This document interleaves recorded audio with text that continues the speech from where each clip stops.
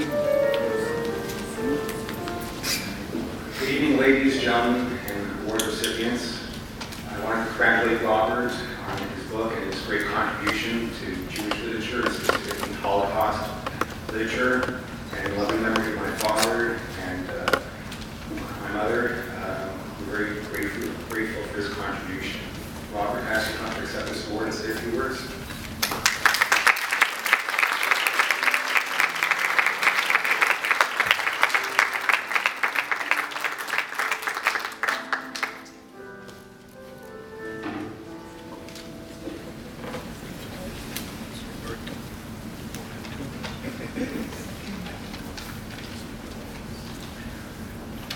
Thank you very much for this honor.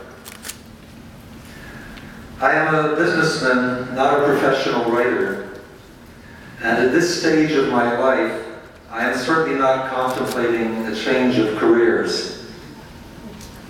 Yet, it is deeply gratifying to know that my literary efforts have merited a positive reception. This one single book was lodged in the dark recesses of my innermost being for many years, and I have finally succeeded in coaxing it out into the light of the world. It was a true labor of love, a devoted homage to my dear parents, carried out over a long period of time in less than ideal creative conditions. I was generally able to sit down to write only in the wee hours of the morning, when no phones were ringing and no one was clamoring for my attention to other pressing but altogether unrelated matters. I do not wish to sound ungracious, but in all honesty, I must admit to a certain uneasiness about receiving an award in the category of Holocaust literature. Recent years have seen the publication of a torrent of memoirs by survivors recounting their wartime experiences. Each one of these is a sacred document to be treasured forever. But the melancholy reality is that the memoir genre will soon come to an end as the last of the survivors take their leave of the world.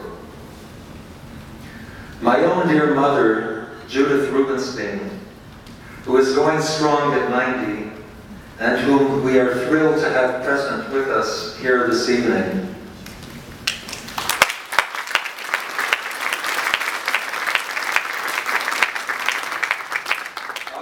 such a memoir several years ago. My book is obviously not, and cannot possibly be, a Holocaust memoir. For unlike my parents, I had the good fortune to be born in the middle of the 20th century rather than at its beginning. And thus, I have been blessed with a comparatively uneventful life.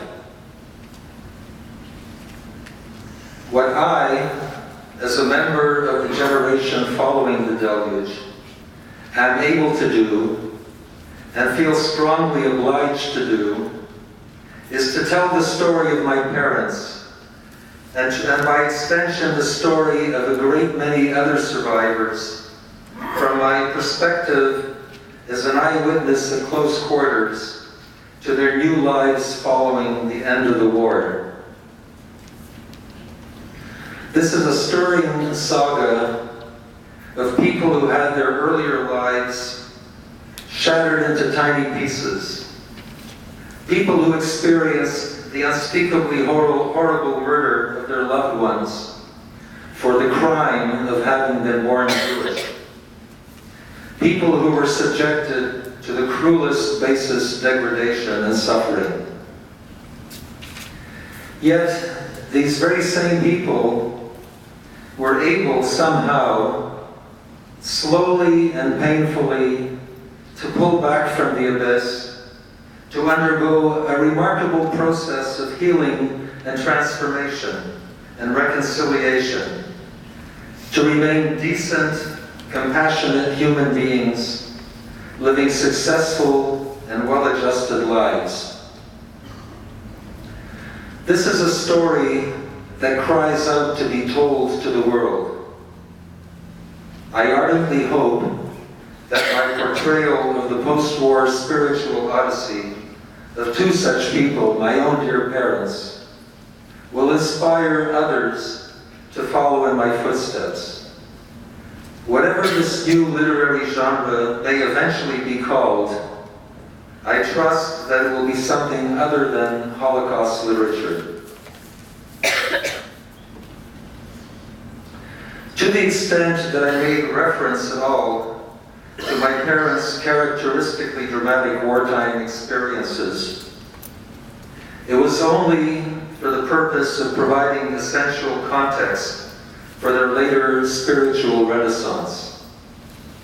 I took pains throughout the book not to use the H word or its Hebrew equivalent, the S word, even once, to describe the mass murder of European Jewry during the Second World War. This was not easy to do, but I believe it was important.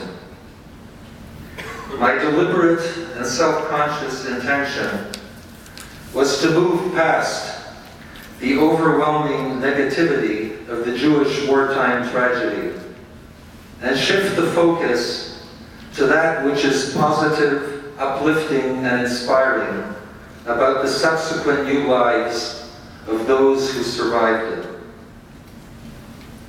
I believe that this has always been the Jewish way, to remember the past, to be sure, but without living in the past, without getting bogged down in the otherwise unbearable heaviness of our tragic history.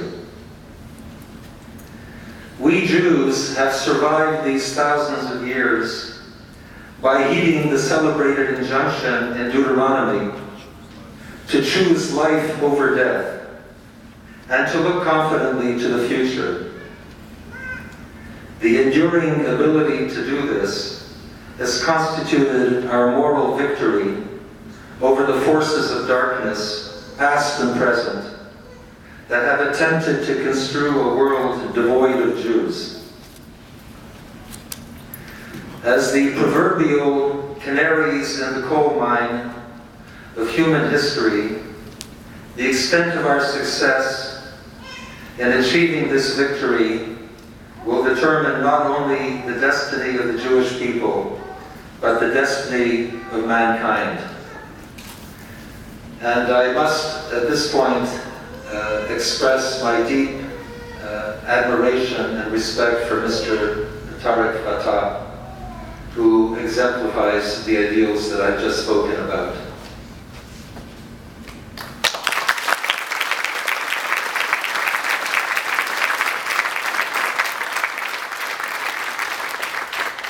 A special thank you to my sister Rochelle, the younger child, the Canadian-born child of our parents, who provided the wonderful artwork that you see on the cover here, as well as the illustrations inside the book.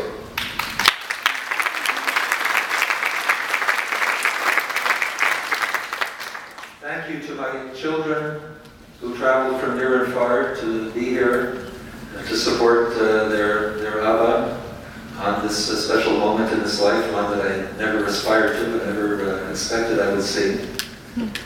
And thank you to all the family and good friends who came tonight to show their support. And Achron Chaviv, a special note of thanks to my dear wife Renee, who was always there to support me. Thank you very much.